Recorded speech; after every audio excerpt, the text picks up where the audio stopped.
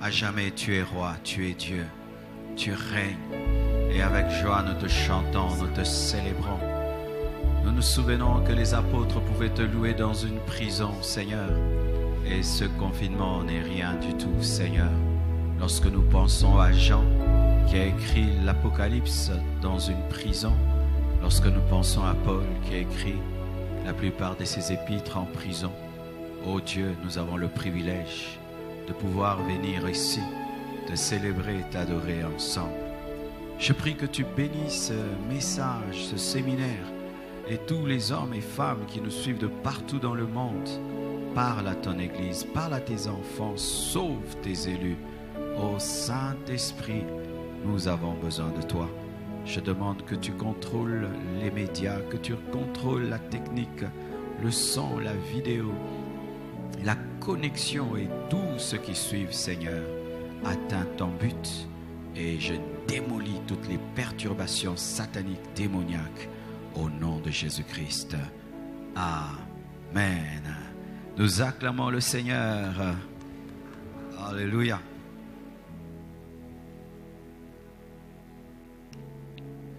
Je vous salue au nom de Jésus-Christ de Nazareth.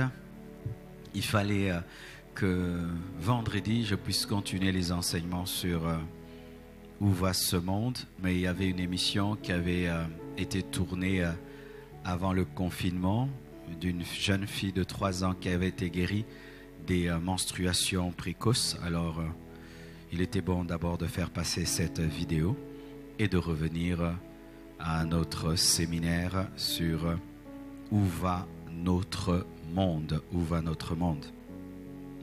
Précédemment, j'avais dit ceci: voici les choses qui vont arriver à notre monde. Nous allons connaître une crise économique et financière.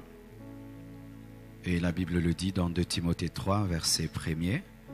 Il y aura des famines suite à la pauvreté, à la cupidité et l'égoïsme, selon Luc 21, verset 11. Il y aura des phénomènes terribles, des grands signes dans les ciels, des tremblements de terre qui vont s'intensifier, plus nous irons vers le temps de la fin. Il y aura même d'autres épidémies encore plus grandes que le Covid-19, selon Luc 21, verset 11, qui parle des pestes. Il y aura plusieurs soulèvements populaires, des revendications en tout lieu, l'intensification des tensions entre les nations, selon Matthieu 24, verset 6, qui parle des guerres et des bruits de guerre. Le fossé entre les riches et les pauvres va se creuser davantage. Et Jacques 5, verset 1 à 6, nous parle des riches qui vont amasser des trésors dans les derniers jours. Et il y aura la guerre des religions, la persécution de la vraie Église et des vrais serviteurs de Dieu. Et je vous ai dit qu'il faudrait avoir votre Bible en papier, parce que les chaînes chrétiennes sur YouTube, sur Facebook, la Bible, l'application Bible sera modifiée ou supprimée. Il y aura l'intensification du contrôle de la population par l'intelligence artificielle. Et vraiment, si vous voulez en avoir une idée, faites des études sur la Chine et vous allez voir ce qui va se passer au temps de la tribulation. Et la restriction des libertés individuelles par les gouvernements et la disparition des espèces qui seront remplacées par une monnaie électronique. La croissance de l'iniquité, l'apostasie de la fausse église, le mélange, l'abandon de la foi, ce sont des choses qui vont s'intensifier à la fin des temps. La pluie de l'arrière-saison sur le reste de Dieu, qui n'aura pas fléchi les genoux devant le diable, qui recevra une onction, enfin d'évangéliser, car il y aura aussi l'intensification de l'évangélisation par le reste de Dieu, afin que le dernier des païens sincères qui doit entrer dans l'Église puisse entrer. C'est alors que l'enlèvement aura lieu. Il y aura l'enlèvement de l'Église, ce qu'on appelle parousie, la venue secrète de Jésus-Christ. J'en parlerai en profondeur, très en profondeur, peut-être dimanche ou dimanche prochain ou mercredi, vendredi. c'est là que Dieu nous conduira. Amen. Aujourd'hui, je vais parler d'une seule chose. Où va notre monde? Notre monde va vers ce qu'on appelle la reconstruction de la tour de Babel. Où va notre monde? Notre monde va vers la reconstruction de la tour de Babel.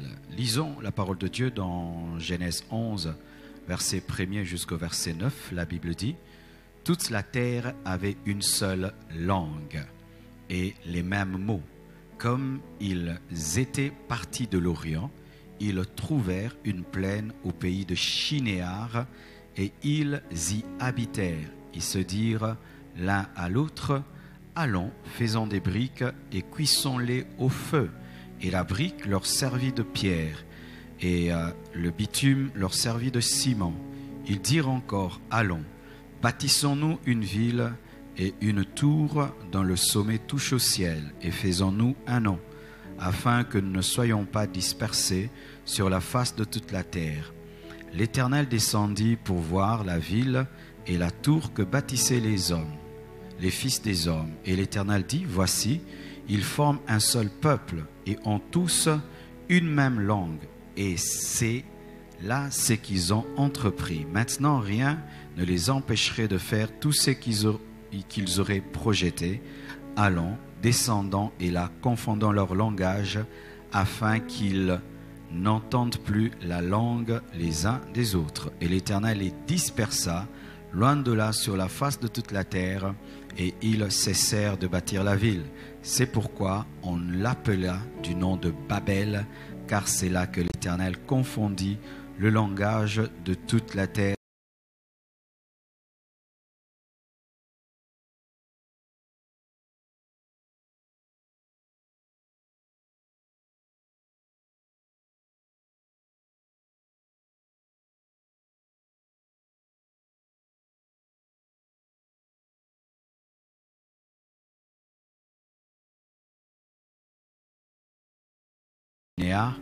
Et ils ont voulu y bâtir une tour. Et cette tour avait comme but leur donner un nom et toucher le ciel. C'était ça le but. Et Dieu a vu. C'est pas que Dieu est contre l'unité, mais Dieu est contre une mauvaise unité contre lui. Dieu n'est pas contre l'unité. Dieu n'aime pas que les hommes soient divisés. Mais ça, c'était une mauvaise unité contre Dieu. Ils ont voulu s'unir pour avoir un nom et se faire un nom, pas pour la gloire de Dieu, se faire à eux. Un nom, c'était de l'orgueil, et aussi une tour qui touche le ciel, c'était défier Dieu, défier son trône. Et Dieu voulait aussi que les hommes puissent se disperser sur la terre afin de la remplir. Mais eux n'ont plus voulu remplir la terre, ils ont voulu rester à un endroit. Donc c'était une unité contre la volonté parfaite de Dieu, une unité contre la parole de Dieu, une unité contre la vision de Dieu. C'est pourquoi Dieu est descendu et a confondu leur langage. Pourquoi? Parce que il est impossible à un peuple de travailler ensemble s'ils ne se comprennent pas. Et là, nous voyons la grande sagesse de Dieu, c'est que Dieu n'a même pas cherché à démolir, non. Il a seulement confondu le langage, et quand il n'y a plus le même langage, on ne sait plus partager la vision, on ne sait plus marcher ensemble, et chacun est allé dans son coin. C'est ce qu'on appelle Babel. Et Babel vient du mot Balal. Balal qui veut dire mêler, mélanger, confondre. Mêler, mélanger, confondre. C'était une stratégie de Dieu de mêler, de mélanger, de confondre les langues pour que les hommes ne s'unissent plus contre lui et qu'ils soient obligés de se disperser sur la terre. C'était un projet qui était né dans un homme qui s'appelle Nimrod. Dans Genèse 10, versets 8 à 10, la Bible dit: Cush engendra aussi Nimrod. C'était un fils de Caïn. Et c'est lui qui commença à être puissant sur la terre, un fils de Cham. Il fut un vaillant chasseur devant l'Éternel. C'est pourquoi l'on dit comme Nimrod, vaillant chasseur devant l'Éternel. Il régna d'abord sur Babel, Érec, Akkad et Calné au pays de Shinéar, dont parle Genèse 11. Nimrod, c'est l'homme, le premier homme puissant de la terre, le premier chef politique, le premier grand homme qui avait déjà dès les départs des similitudes avec l'Antichrist, car l'esprit de l'Antichrist a commencé à agir sur la terre avant que l'Antichrist ne vienne.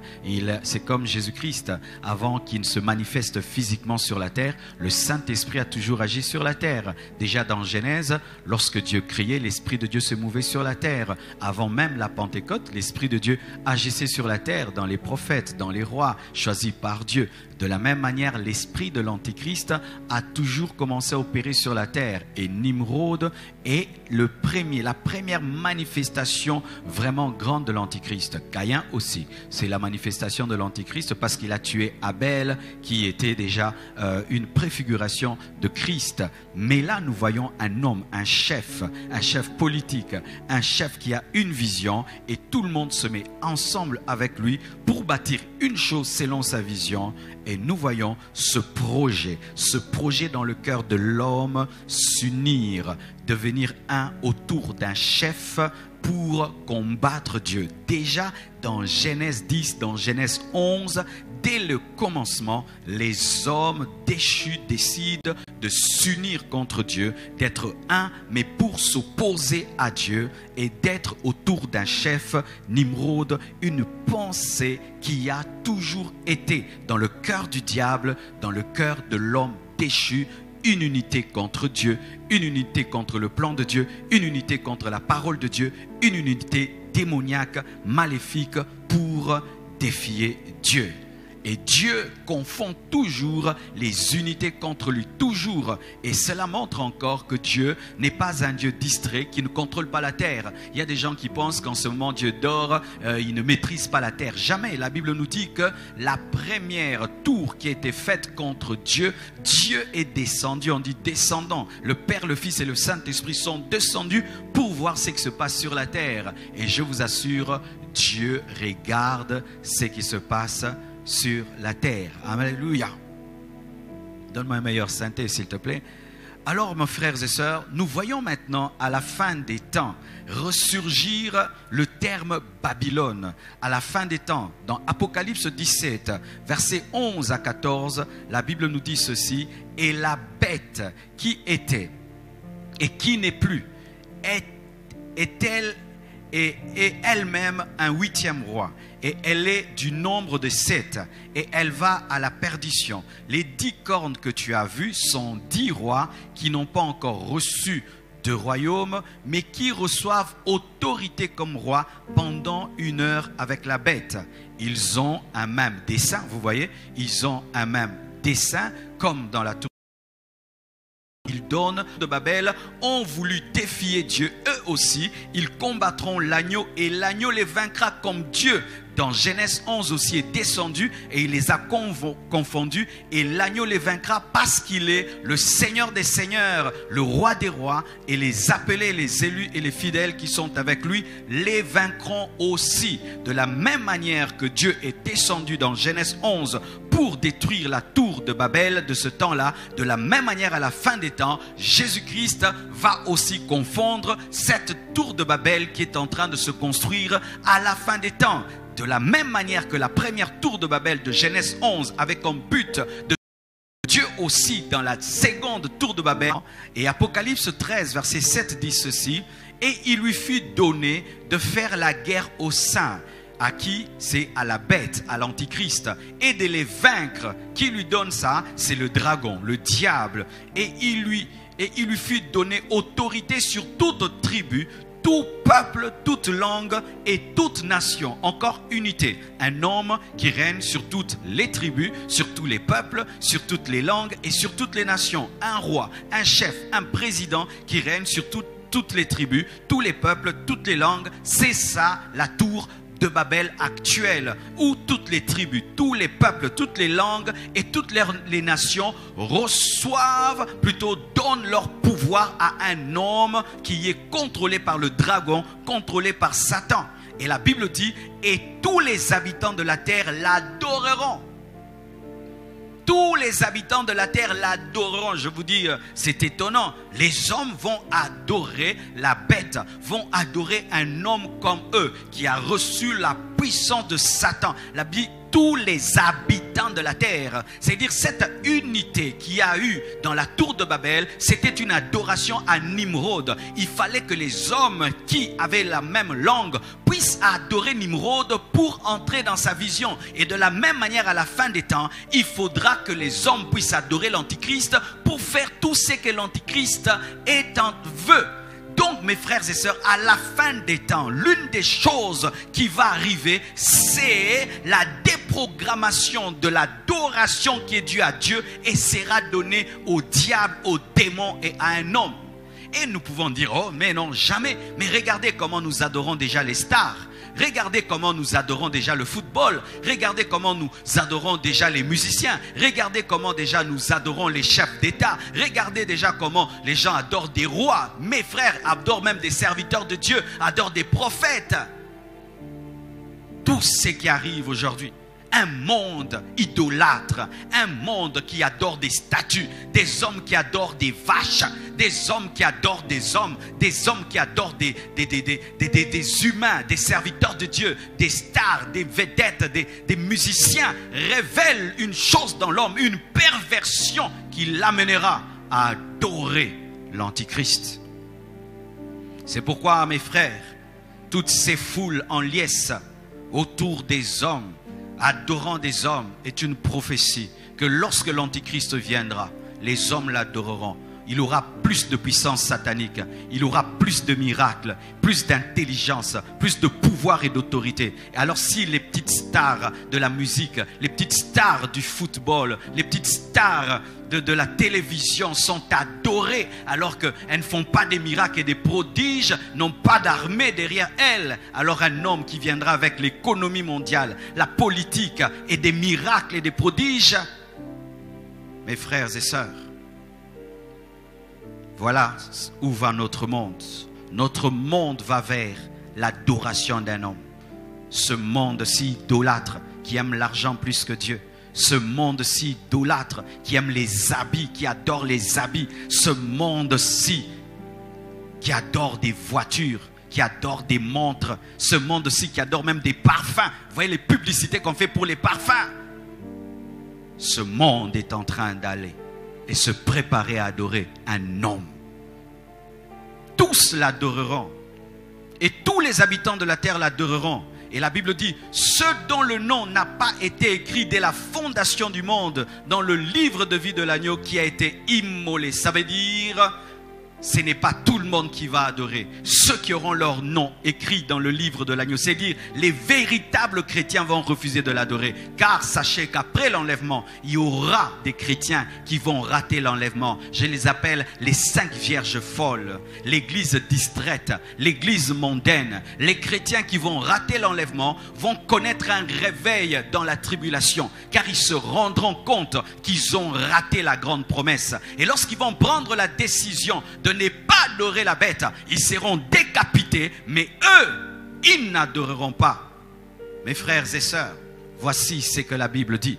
Dans Apocalypse 13, versets 11 à 18, la Bible dit, « Puis je vis monter de la terre une autre bête, qui avait 2 cornes semblables à celles d'un agneau, et qui parlait comme un dragon. Elle exerçait toute l'autorité de la première bête en sa présence. Elle faisait que la terre et ses habitants adoraient la première bête dont la blessure mortelle avait été guérie. » Certaines personnes disent que la blessure de la bête qui a été guérie, soit il a été assassiné par un dissident et après il est revenu à la vie par un faux miracle. Et d'autres disent que ce sera la résurrection de l'Empire romain.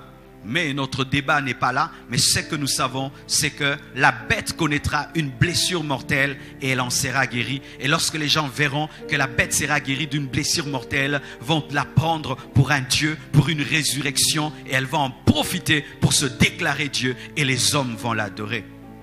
Elle opérait des grands prodiges, même jusqu'à faire descendre du feu, du ciel sur la terre, à la vue des hommes. Et elle séduisait, pas elle convainquait, elle séduisait. La puissance de Satan opère dans la séduction et non dans la vérité. Elle séduisait les habitants de la terre par des prodiges qui lui étaient donnés d'opérer en présence de la bête. Et qui lui donnait ce pouvoir? Le dragon. Vous qui aimez les miracles sans connaître la parole, vous qui aimez les prodiges sans connaître la parole, vous serez à la merci du faux prophète, vous serez à la merci de l'antichrist, vous qui ne vérifiez pas dans la parole. Aujourd'hui, nous avons de plus en plus de chrétiens qui ne connaissent rien à la Bible, qui ne connaissent rien à la sainte doctrine, qui n'ont aucune communion avec le Saint-Esprit, qui n'écoutent pas. Je vous assure, vous êtes disposés à croire à l'antichrist, à croire aux faux prophètes. Combien d'endroits vous avez vu des hommes prier et le feu tomber?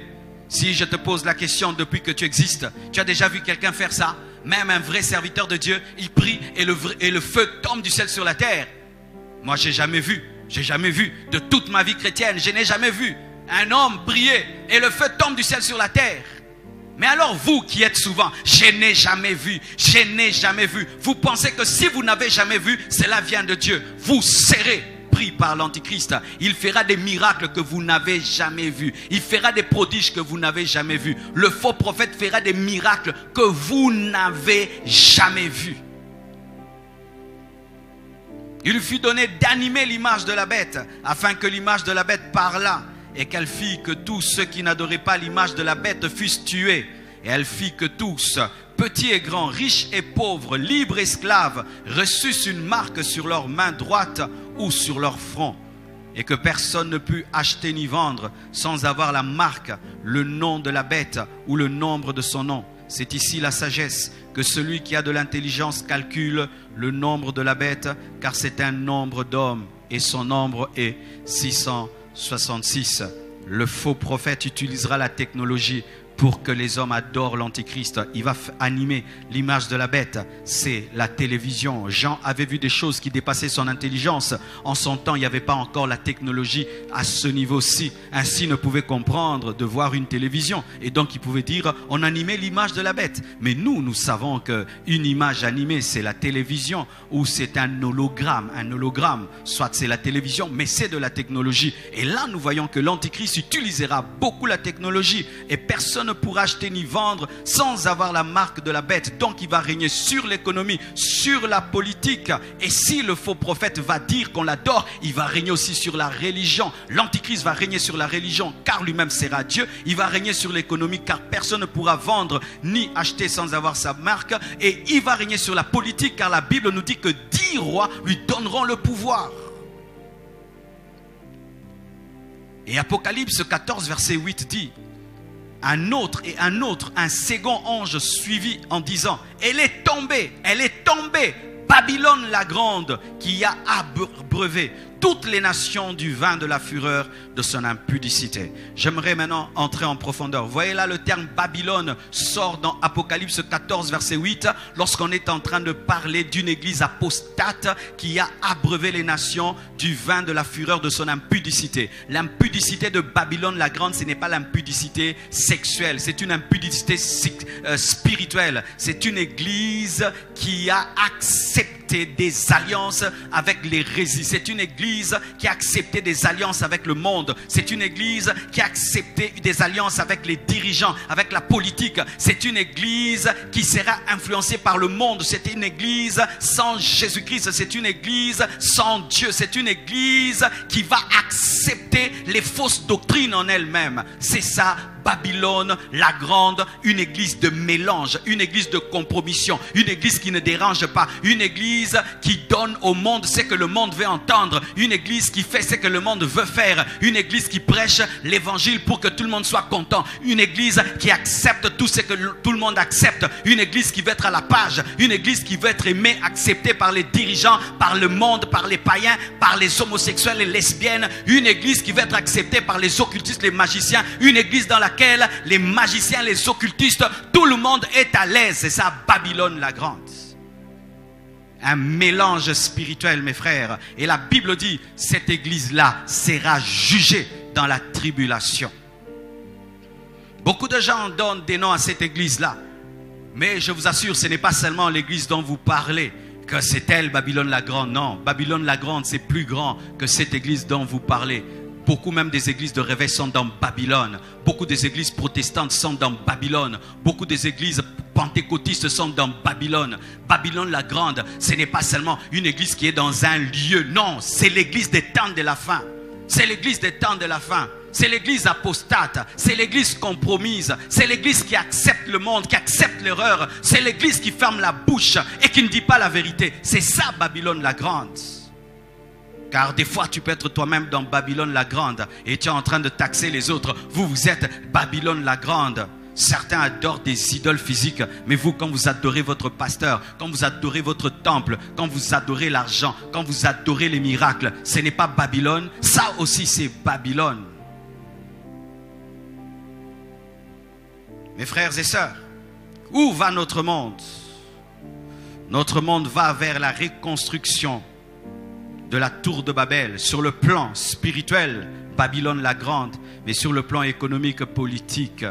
Et tout cela se prépare dès maintenant. Son paroxysme sera atteint après l'enlèvement de l'église. Lorsque l'église sera enlevée, la Babylone va se révéler parfaitement. Mais pour l'instant, l'esprit de l'Antichrist travaille enfin de préparer cette Babylone.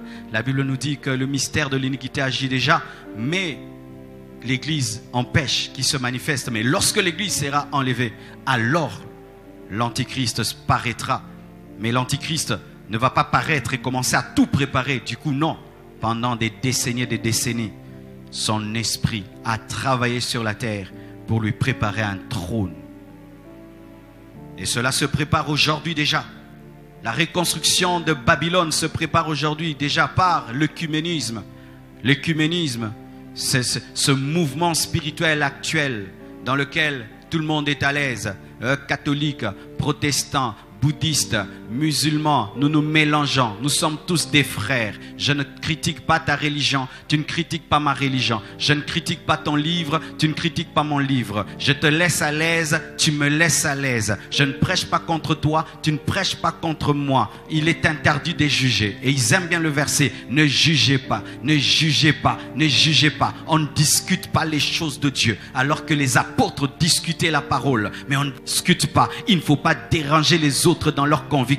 Même s'ils sont perdus, il faut les laisser tranquilles. Il ne faut pas prêcher contre les doctrines des autres. Comme si on dit à un pêcheur de poissons, va pêcher, mais ne prends pas de poissons.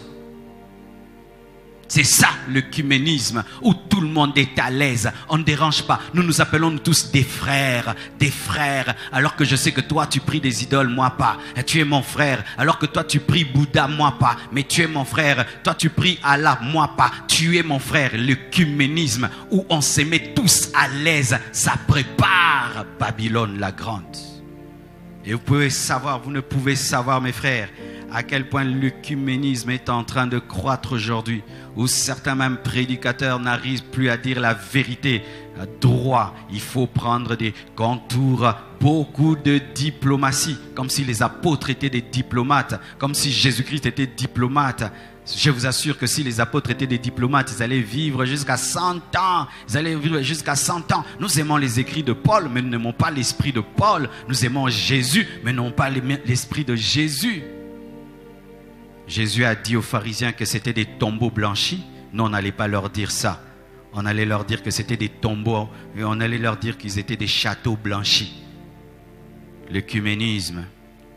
La domination de la langue anglaise. Aujourd'hui, tu vas en France, tu vas à Paris, dans les hôtels 5 étoiles à Paris, on parle anglais. Tu poses des questions au comptoir, là, on te répond en anglais. Mais ils sont en France, là-bas c'est l'anglais. Tu vas dans un avion français, on parle plus en anglais.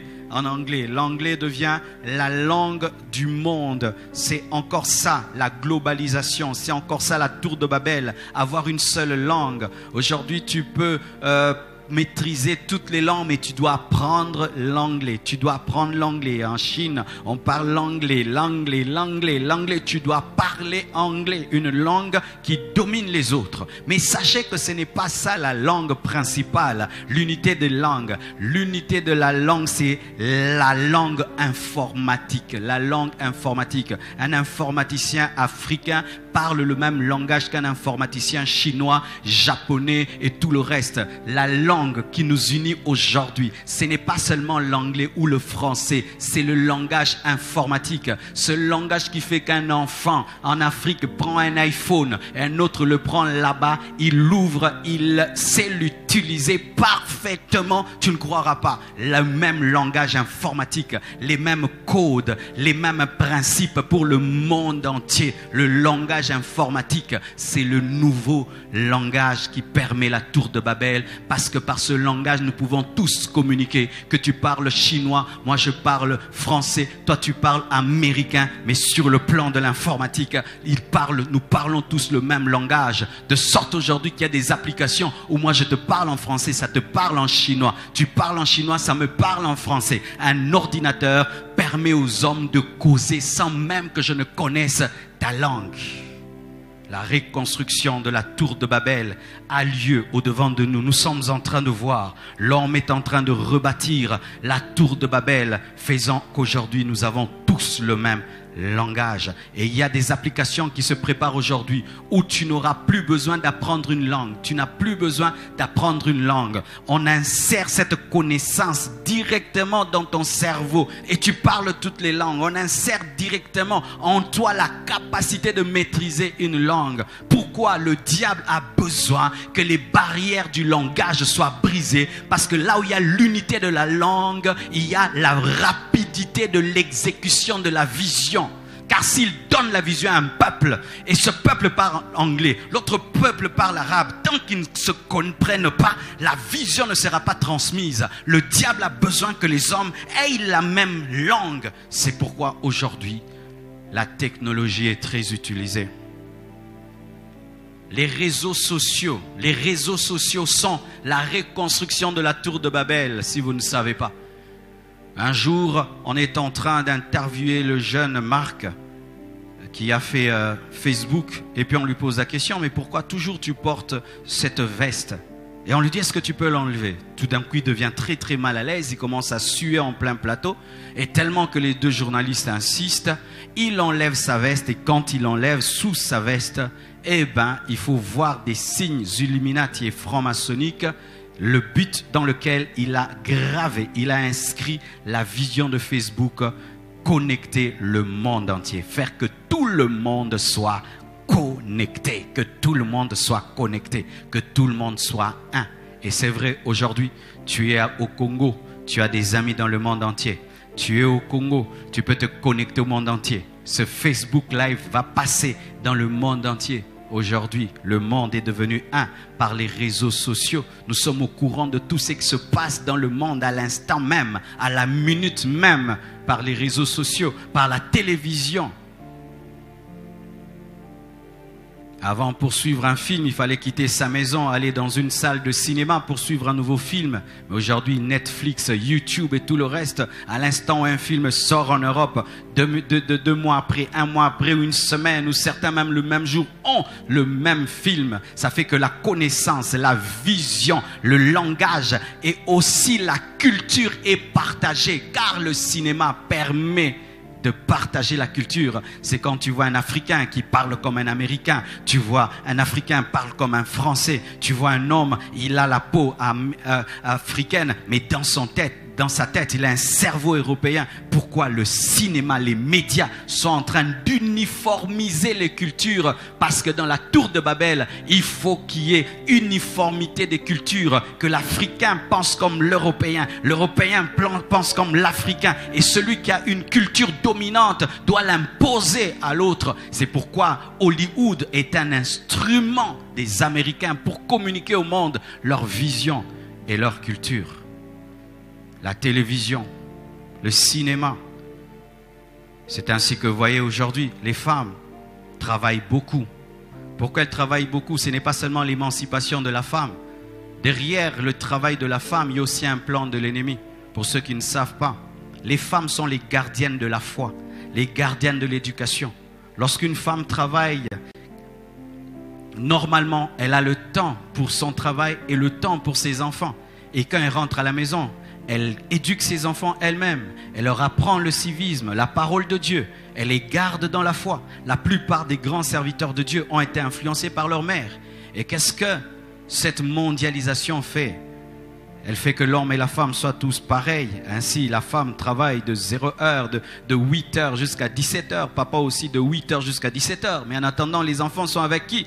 Les enfants aussi, on les amène à la crèche, on les amène à l'école ou on les met devant une télévision ou devant Internet. Et pendant que vous êtes super occupés en train de chercher l'argent, votre progéniture, vos enfants, votre futur est en train d'être éduqué par la télévision, éduqué par Internet, éduqués par des professeurs athées, par des professeurs qui croient à l'homosexualité, qui croient que Dieu n'a pas créé le monde. Et demain, tout cet argent que vous avez acquis pour ces enfants, quand vous l'avez, ces enfants sont des athées, ces enfants décident, moi je change de sexe, moi je décide d'être ceci, je ne crois pas que Dieu existe. C'est un piège de l'ennemi. Mais nous appelons ça modernisme, développement. Une femme développée, c'est elle qui n'a plus le temps pour son mari, qui n'a plus le temps pour ses enfants. Et c'était une culture chez les Européens. Mais aujourd'hui, nous avons des Africaines qui se comportent pareil. Une seule culture, mais quel genre de culture? Quel genre d'enfant cette culture a engendré? Quel genre de famille cette culture a engendré? Dans ce confinement, beaucoup de familles sont en train d'exploser. Au lieu que ce confinement puisse même unir les familles, c'est en train d'exploser. Pourquoi? L'homme n'est pas capable de passer une journée avec sa femme. La femme n'est pas capable de passer toute une semaine avec son mari, ni avec les enfants. Et beaucoup de divorces. En Chine, il y a eu beaucoup de divorces après le confinement. Pourquoi? L'homme moderne, la femme moderne n'est pas habituée à rester avec les enfants.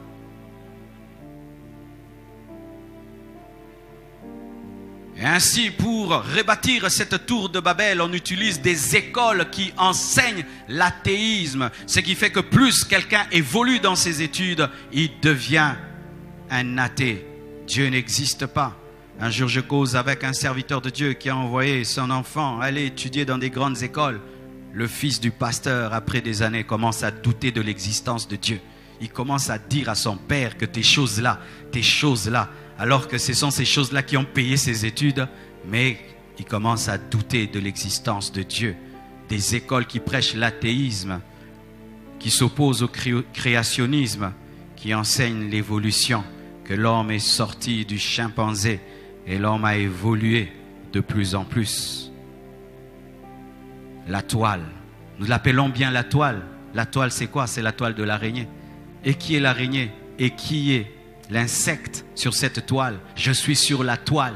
Qui est l'araignée? La toile. La toile, la toile, la toile de l'araignée. Qui est l'araignée? Et qui est l'insecte?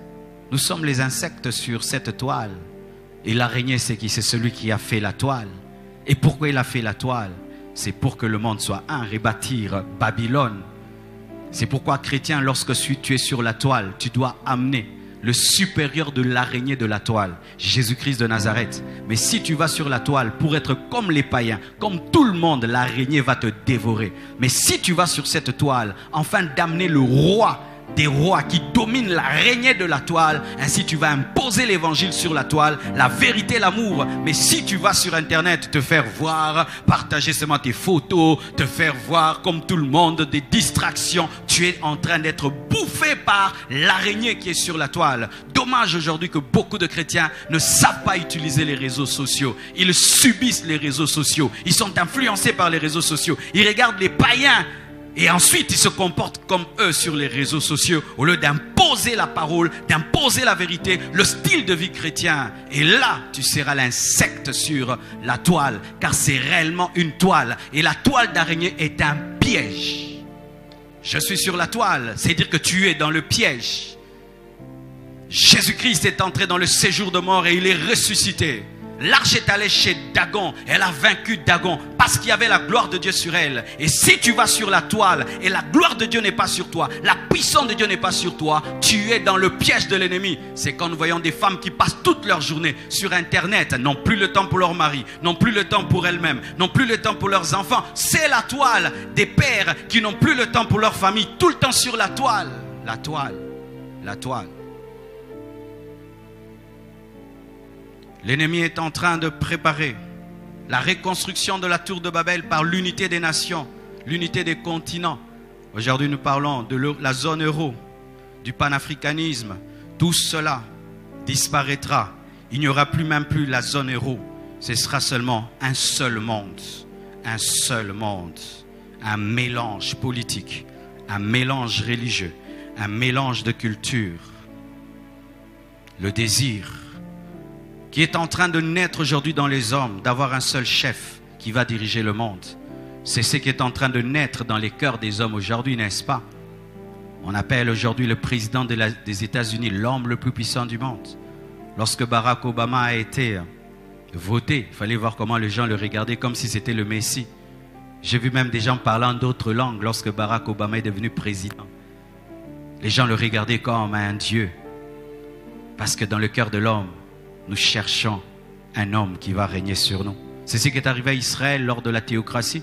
Il y avait la théocratie. Israël ne voulait pas un Dieu invisible. Il ne voulait pas un Dieu invisible.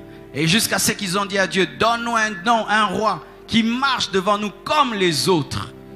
Et Dieu était touché, blessé. Samuel était blessé. Et Dieu, malgré lui, leur a donné qui? Leur a donné Saoul. Et lorsque Saoul est venu, il les a fait souffrir. Et puis est venu David. Ils ont rejeté la théocratie divine. Et le monde actuel rejette Dieu. Nous ne voulons pas de Dieu. Nous voulons qu'un homme règne sur nous. Qu'un homme domine sur nous.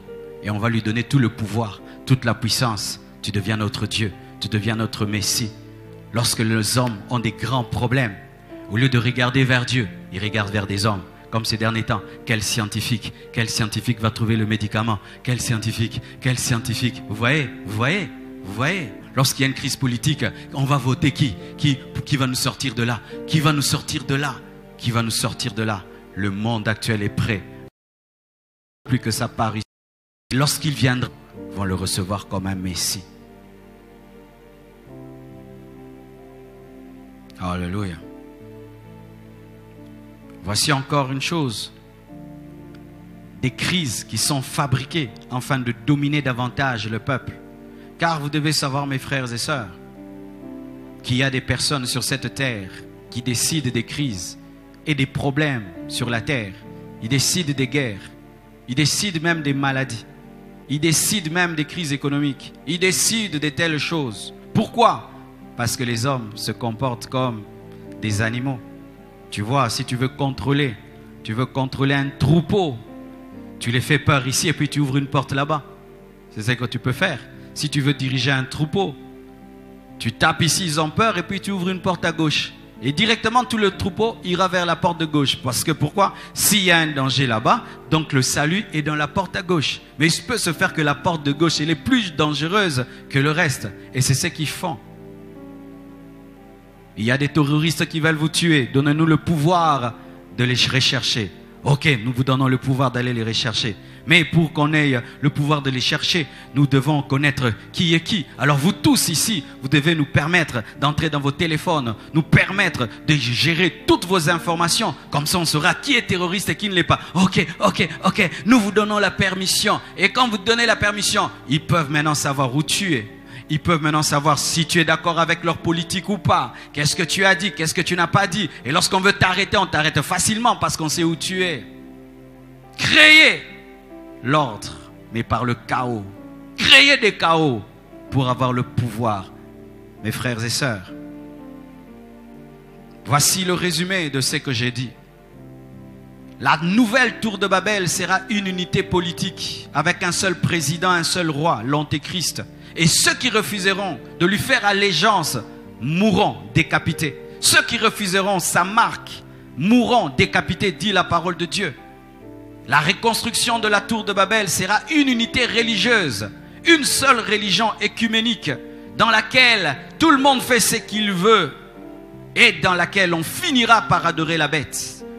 Lorsque les Juifs verront un homme être adoré, Ils se rendront compte que ce n'est pas le Messie, car les Juifs suivront l'Antichrist pensant que c'est lui le Messie. Car sachez que les Juifs ont refusé Jésus-Christ comme Messie parce qu'il n'est pas venu comme il voulait. Il est venu dans la faiblesse. Et eux attendaient un libérateur, celui qui allait les délivrer de l'emprise des Romains. Et lorsque l'Antichrist viendra, il va les libérer de l'emprise des armées. Et ils vont dire, voici le Messie. Mais quand ils vont remarquer qu'il va entrer dans le troisième temple, dans le temple, et il va se déclarer Dieu, les Juifs vont comprendre que ça, ce n'est pas normal, et ils seront persécutés, et le tiers d'Israël périra, dit la parole. Ce sera aussi une unité de la langue, un langage informatique compris par tout le monde, et ceux qui vont refuser de se mettre à jour et de maîtriser ce langage seront déconnectés. C'est ce qui arrive déjà maintenant. Tu ne maîtrises pas l'ordinateur, c'est comme si tu n'existes pas. Tu ne sais pas surfer sur le net, mais tu es déphasé. Tu n'es pas à jour par rapport à ton téléphone. S'il n'est pas à jour, les nouvelles applications n'entrent pas. Et puis un jour, ton téléphone bug. Pourquoi? Parce que tu n'as pas des mises à jour. Regardez déjà cette dictature que nous avons dans nos applications. Tu as un téléphone que tu as acheté il y a un temps. Mes notes ne fonctionnaient plus bien. Ça buguait. J'ai failli perdre mes notes. Et il fallait mettre à jour mon ordinateur. Si tu ne le fais pas, tu le perds. Tu refuses de te connecter, eh bien tu n'existes pas. Tu deviens comme un analphabète moderne. Nous avons vu aujourd'hui nos parents qui ont existé au temps des machines à taper. Quand tu lui parles de l'internet et de toutes ces options, il y a des parents qui sont perdus. Ce sera comme tu es dans un lieu où tout le monde parle anglais, toi tu parles lingala. Tout le monde parle le langage informatique, toi tu ne le parles pas et tu es perdu. Les églises qui ont négligé le langage informatique pendant ces temps de confinement, eh bien, elles sont perdues. Elles ne sont plus en contact avec leurs fidèles. Et plus nous irons vers les temps de la fin et dans la tribulation, ce sera une imposition. Une unité culturelle. Plus de différence entre l'Africain et l'Européen. Plus de différence entre l'Occident et l'Afrique. Et cela a déjà commencé aujourd'hui. Nous avons des Africains qui pensent comme des Occidentaux, alors que des fois, il faut garder ses racines. Il faut garder ses racines. Regardez comment aujourd'hui en Afrique on s'habille. Qui aurait cru que la femme africaine s'habillerait comme elle s'habille aujourd'hui? Comment aujourd'hui les Africaines s'habillent avec autant d'indécence? Ces femmes qui étaient fières de porter des pagnes, ces femmes qui étaient fières de se couvrir aujourd'hui. Regardez comment la femme africaine aujourd'hui s'habille. Qui lui a enseigné ça? C'est la mondialisation. Elle peut regarder avec son téléphone comment une Américaine s'habille, comment une star de l'Amérique s'habille, comment telle s'habille. Aujourd'hui, il y a autant de divorces en Afrique qu'en Europe. Qui aurait cru? Ces femmes qui pouvaient endurer les problèmes dans un foyer pendant 20 ans, 40 ans. Aujourd'hui, les femmes africaines divorcent comme les européennes. C'est quoi? Les médias, les réseaux sociaux, la connexion, la même culture, la même pensée. Avant, l'Africain, on avait 10 enfants. Oh, moi, j'en ai que 3.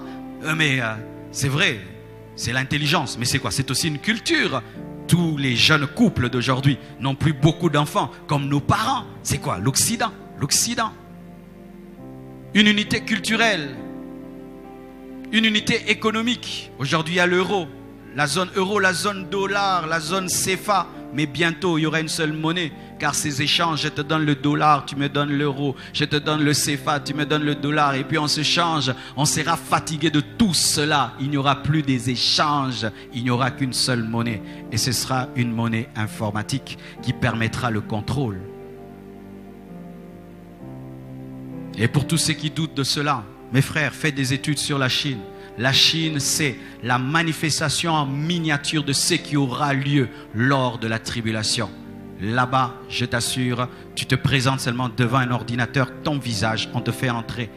On n'a plus besoin de toucher à l'argent. Ton visage permet qu'on puisse décaisser ton visage. Ton visage. Des drones régissent même la circulation des voies. La technologie ne va pas seulement rester en Chine, elle va s'étendre sur le monde entier. La preuve, lorsque les iPads sont sortis, nous en Afrique ici, on disait waouh, mais tout le monde a des iPads. Quand il y avait des iPhones qui sortaient en Europe, on était étonnés. Aujourd'hui, l'Africain a un iPhone quand il veut, comme il veut. Et cette technologie-là viendrait, se répandra sur le monde entier. Sur le monde entier. Oh mes frères, soyons des gens enlevés. Sois enlevé avant cela. Sois enlevé avant cela. Ce sera un niveau de contrôle. Tu dois être très intelligent pour échapper, pour ne pas être contrôlé. Ce sera très difficile car les portes se fermeront devant toi. Les portes des avions se fermeront devant toi. Les portes des supermarchés se fermeront devant toi. Tu n'auras pas à discuter avec quelqu'un. C'est un ordinateur qui dira si tu vas entrer ou tu ne vas pas entrer. Tu peux tromper un homme, lui donner un peu d'argent pour qu'il te laisse passer. Mais tu auras affaire avec un ordinateur qui n'a pas d'émotion et qui n'a pas de sentiment. Une seule pensée. Aujourd'hui, mes frères et sœurs, une seule pensée. Une seule vision, celle de l'Antichrist. Et quelle est cette vision? S'opposer à Dieu. Et il y a un lavage de cerveau aujourd'hui qui se passe au travers des médias, au travers des écoles, des cinémas, des réseaux sociaux. On est en train de nous modeler. Les gens se moquent de Dieu aujourd'hui facilement. On peut se moquer d'un serviteur de Dieu facilement. Regardez comment les gens se moquent facilement des serviteurs de Dieu sur Internet.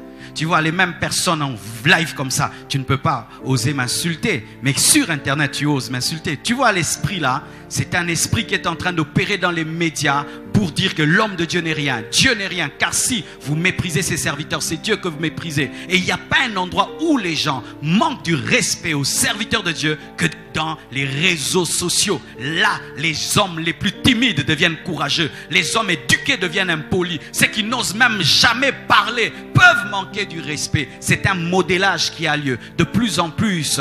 Et celui qui commence par être mal poli sur Internet finit par l'être dans sa vraie vie. C'est pourquoi de plus en plus les gens osent s'en prendre à Dieu, osent s'en prendre aux serviteurs de Dieu, osent s'en prendre à l'église, car c'est un esprit qui est véhiculé par les réseaux sociaux. S'opposer à Dieu, bâtir une tour qui touche le ciel pour défier Dieu. Et l'esprit qu'il y a dans les réseaux sociaux, l'esprit qu'il y a dans les médias, c'est s'opposer à Dieu.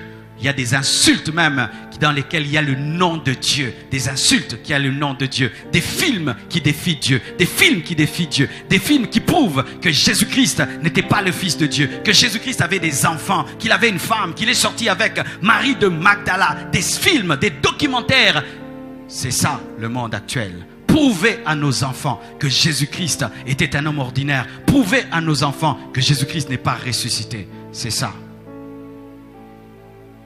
Rebâtir la tour de Babel. Il y aura un seul passeport.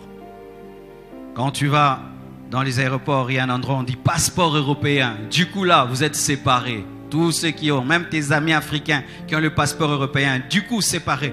Et ils vont là-bas et toi tu as ton passeport congolais là. Tu attends qu'on puisse vraiment s'occuper de toi personnellement et ça prend beaucoup de temps. Mais eux, passeport européen, directement ils passent. Et bientôt, il n'y aura plus le passeport européen. Il y aura un passeport universel. Et si tu ne l'as pas, eh ben, tu n'existes pas. Tu deviens sans papier. Et pour l'avoir, tu dois avoir la marque de la bête. C'est pourquoi j'aimerais vous dire, mes frères, est-ce que vous saurez vivre en cette époque-là? Est-ce que tu sauras vivre en cette époque-là? Est-ce que tu sauras vivre? Regarde comment tu es un chrétien léger. Regarde comment tu ne prends pas au sérieux ta sanctification et ta marche avec Dieu. Car les hommes qui vont rater l'enlèvement vivront la reconstruction de la tour de Babel. Vivront le véritable Nimrod, l'antichrist qui imposera sa vision. Mais j'aimerais vous dire toute la vérité. Car de la même que la tour de Babel a été détruite par Dieu, la seconde tour de Babel construite par l'antichrist sera détruite par Jésus-Christ. La Bible dit ceci, dans Daniel 2, versets 31 à 45, je ne vais pas lire, c'est une très longue lecture. Le roi a une vision. Il a vu une statue qui avait une tête en or, une poitrine, une statue qui avait une tête en or, une poitrine et les bras en argent, le ventre et les cuisses en airain, les jambes en fer, les pieds un mélange de fer et d'argile. Et cette grande statue a connu une destruction. Il y avait une petite pierre qui est venue de nulle part sans l'aide d'aucune main et qui a frappé les pieds de cette statue. Et cette statue est tombée et la petite pierre a rempli la terre. Le roi a cette vision. Il n'a pas l'explication et Daniel vient lui expliquer pour lui dire que la tête en or c'est toi et la poitrine et les bras en argent. C'est un autre royaume, le ventre et les cuisses d'airain. C'est un autre royaume, les jambes de fer. Un autre royaume, les pieds mélangés de fer et d'argile. Ce sera une alliance de royaumes. Et la pierre qui est venue de nulle part, c'est le royaume de Dieu qui viendra démolir le royaume de l'ennemi et qui va s'étendre sur la terre. Qu'est-ce qu'il voulait lui enseigner? La tête en or, c'est l'empire babylonien. La poitrine et les bras en argent, ce sont les Mèdes et les Perses. Le ventre et les cuisses d'airain, c'est l'empire grec qui a succédé aux Mèdes et aux Perses. Et les jambes de fer, c'est l'empire romain qui a succédé à l'empire grec. Mais les pieds qui étaient des mélanges de fer et d'argile, c'est notre mondialisation. Car dans notre mondialisation, il y a les résidus de l'empire romain. On parle même de cela, que nous avons une culture romaine.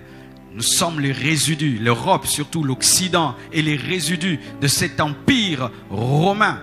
Et on dit qu'il y aura mélange d'argile et de fer. Pourquoi? Il y aura des alliances comme aujourd'hui. Il y a le G7, le G20. Il y aura des alliances. Et à la fin des temps, ces G7, ces G20 vont donner leur pouvoir à un homme. Et lorsque cet homme va rassembler la puissance de ces royaumes pour combattre et détruire Israël, Jésus-Christ reviendra, la pierre qui viendra, et qui sans le secours d'aucune main, et qui va frapper les pieds de cette statue. Et ainsi Jésus-Christ, par sa parution à la bataille de l'Armageddon, détruira l'armée de l'Antichrist. Jésus-Christ va gagner. Cette tour de Babel aussi sera détruite. Comme la première a été détruite, la seconde sera détruite. Si la première a été détruite par la confusion des langages, la deuxième et la dernière sera détruite par la manifestation de Jésus-Christ qui va prendre la bête et le faux prophète, les jeter vivants dans le feu et tuer leur armée par l'épée qui sortira de sa bouche. Nous savons que nous sommes dans l'équipe qui va gagner. Alléluia. Ceux qui seront en Jésus-Christ sont dans l'équipe qui va gagner. Mais heureux ceux qui ont part à l'enlèvement. Heureux ceux qui ont part à la première résurrection. Heureux ceux qui ont part à l'enlèvement pour ne pas vivre la tribulation. Car la Bible dit, les temps des douleurs seront tellement grands que si ces temps n'étaient pas abrégés, même les élus allaient être séduits. C'est pourquoi la tribulation ne fera que 7 ans. Mais 7 ans de tribulation et de grande tribulation. 3 ans et demi de tribulation et 3 ans et demi de grande et d'intense tribulation. Ne ratez pas l'enlèvement, mes frères. Ne ratez surtout pas l'enlèvement. Ce monde est en train de connaître une grande déchéance. Les gens sont en train de parler de développement. Mais si vous regardez Dieu, vous allez comprendre que pour Dieu c'est une déchéance. Vous voyez la vision qu'il a donnée au roi. On parle d'une statue qui a une tête en or mais qui a des pieds en argile. C'est une déchéance. C'est une statue qui est dégradée. Plus les temps passent, il y a perte de qualité. On quitte l'or pour l'argent, l'argent pour l'airain, l'airain pour le fer pour l'argile. C'est une déchéance. Et oui, c'est vrai, nous sommes devenus de plus en plus forts, de plus en plus puissants. Mais quelle qualité morale, quelle qualité morale. Même en Europe, il fut un temps, il y avait la honte, il y avait la pudeur. Lorsque nous regardons les films du Moyen-Âge, comment les femmes s'habillaient, comment les femmes se comportaient, même en Europe. Et aujourd'hui, c'est vrai, il y a des avions, c'est vrai, il y a des hélicoptères, c'est vrai, il y a les ordinateurs, mais moralement c'est une déchéance, car Dieu pour lui, la grandeur d'une nation, ce n'est pas la technologie, mais c'est la moralité de cette nation. Regardez aujourd'hui l'Afrique. L'Afrique était le pays où les gens étaient pudiques, où il y avait le pays, nous étions sociaux, mais aujourd'hui nous sommes prêts à tuer nos frères, vendre nos propres frères. Déchéance, perte de qualité, quittant l'or pour l'argile. Et lorsque Daniel explique au roi, il lui dit, ils feront des mélanges, des alliances fragiles. Pourquoi? Parce que sur le plan même chimique, le fer ne se mélange pas à l'argile. Quand nous construisons, c'est ce qui arrive. Partout il y a le fer, et même si nous mettons même le ciment, avec le temps il y a des fissures. Ce sont deux mélanges difficiles. Et ils feront des mélanges, des alliances fragiles. Pourquoi? Parce que ce sera par cupidité, ce ne sera pas par amour. Lorsque les nations se mettent ensemble, ce n'est pas par amour qu'elles se mettent ensemble. C'est pour des intérêts économiques et des intérêts politiques. Ce qui fait qu'il y a toujours des trahisons. Le fer mélangé à l'argile, l'argile mélangée au fer. Terminons. Sachez ceci, la parole de Dieu, parlant de la victoire dernière, j'aimerais même vous la lire. Dans Apocalypse 19, verset 11, la Bible dit: « Puis je vis le ciel ouvert, et voici parut un cheval blanc. Celui qui le montait s'appelle fidèle et véritable, et il juge et combat avec justice. » Il s'agit de Jésus. Ses yeux étaient comme une flamme de feu. Sur sa tête étaient plusieurs diadèmes.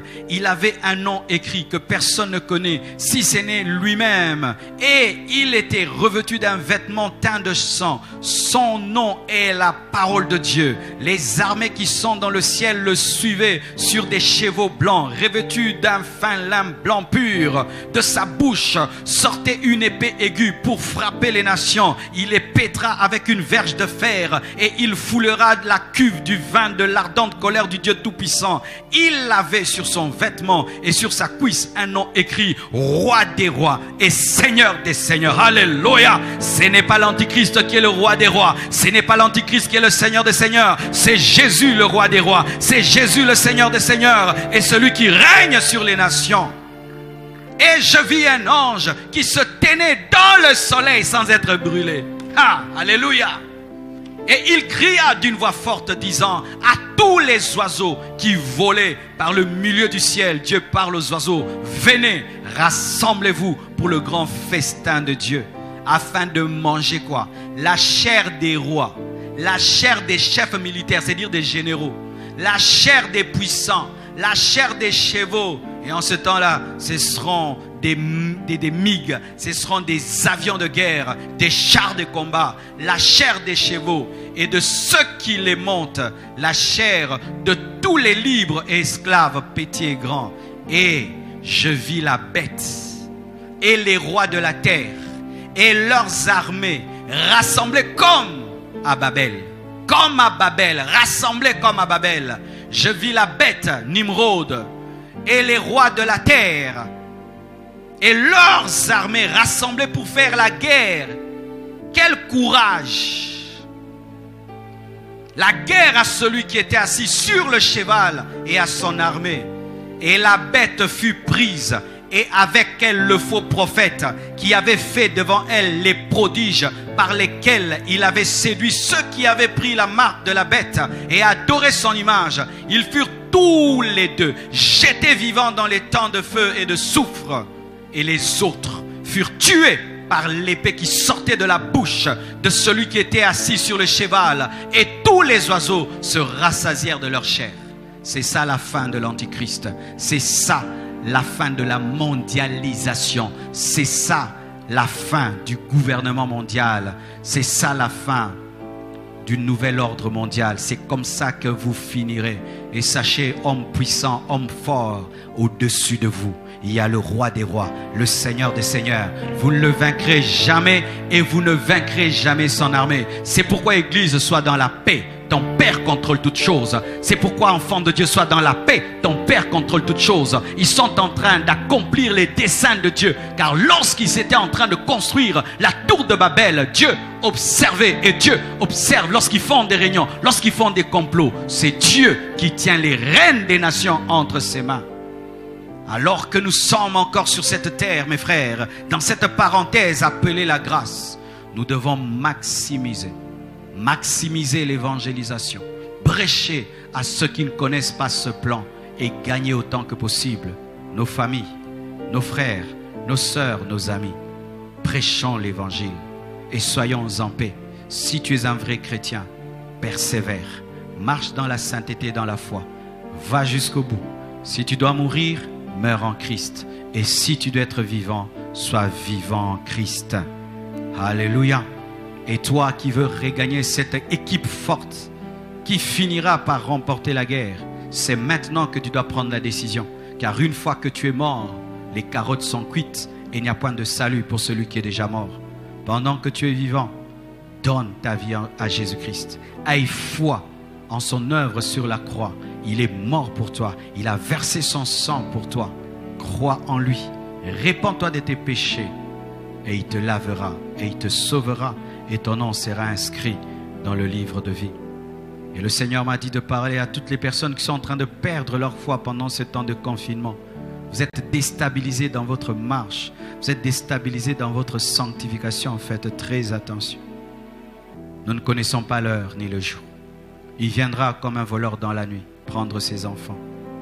Tu dois avoir une vie chrétienne qui te permet d'être prêt en tout moment, en pensée, en parole, en action. L'église véritable n'est pas fermée.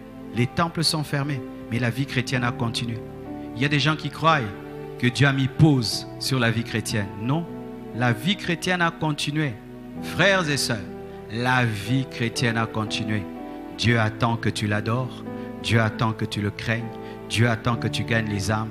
Dieu attend que tu lui offres. Dieu attend tout ce que tu faisais avant. Dieu attend que tu le continues. Il y a des gens, parce qu'on a fermé le temple, pour eux, la vie chrétienne, mot de pause. Faites très attention. La sorcellerie n'est pas en mode de pause. L'occultisme n'est pas en mode de pause. La magie n'est pas en mode de pause. Mais il y a des chrétiens qui ont mis une pause à leur vie chrétienne, attendant la fin du confinement, la réouverture des églises. Tu n'as jamais été un vrai chrétien. Tu n'as jamais été un vrai chrétien. Cela révèle que tu n'as jamais été un vrai chrétien. Et tu dois pleurer sur toi-même et sur tes péchés et sur ce cœur religieux que tu as, afin que Dieu te fasse grâce, qu'il te pardonne et qu'il te transforme. Inclinons-nous dans la prière. Alléluia. Oh, oh, oh, je crie à toi. Oh, oh, oh, oh, oh, oh, je crie à toi.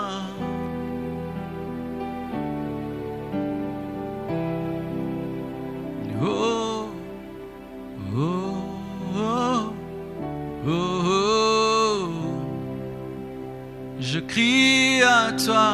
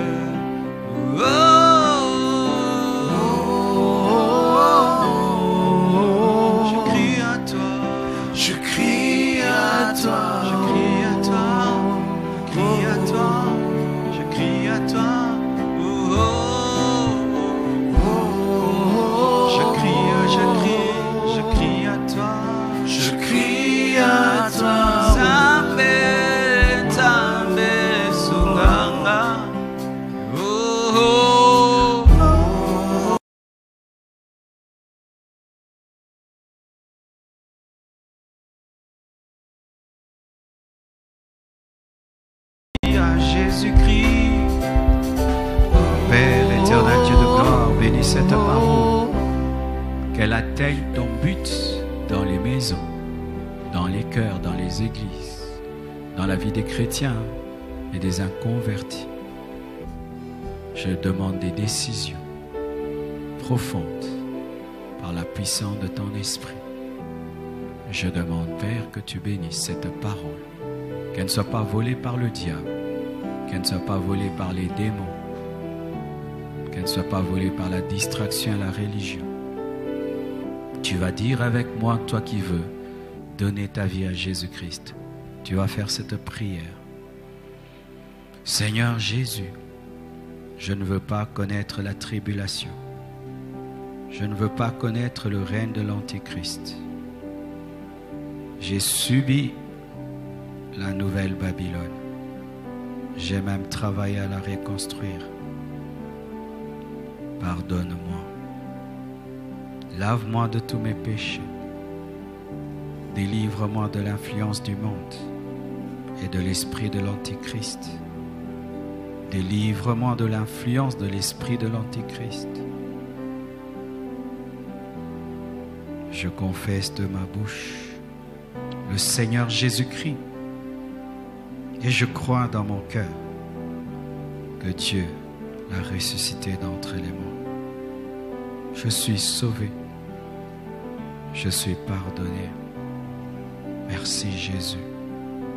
Donne-moi la force de persévérer, d'aller jusqu'au bout dans la foi, l'amour et la sainteté. Aide-moi à partager ce message à mes frères et sœurs. J'ai ainsi prié au nom de Jésus-Christ. Amen. Nous acclamons le roi des rois, le Seigneur des seigneurs. Gloire à Dieu. Oh, on dirait que j'ai été lent aujourd'hui. J'ai parlé combien d'heures? 1 heure? 1h30? 1h10. Ah non, ça va. Je suis dans mon temps. Alors, mes frères et sœurs, pour tous ceux qui veulent nous rencontrer, pour l'instant, c'est seulement le secrétariat qui est ouvert de tous les jours, du lundi au samedi, de 9h à 16h et dimanche de 9h à 14h, à Limété, 2e rue, quartier industriel, numéro 4. Nous allons continuer ce live, ces enseignements mercredi à 18h, vendredi à 18h et dimanche, nous aurons la Sainte Seine. Dimanche, il y aura la Sainte Seine en live de 12h à 13h30. Ce sera le dimanche de Pâques. Alors, comment on va faire?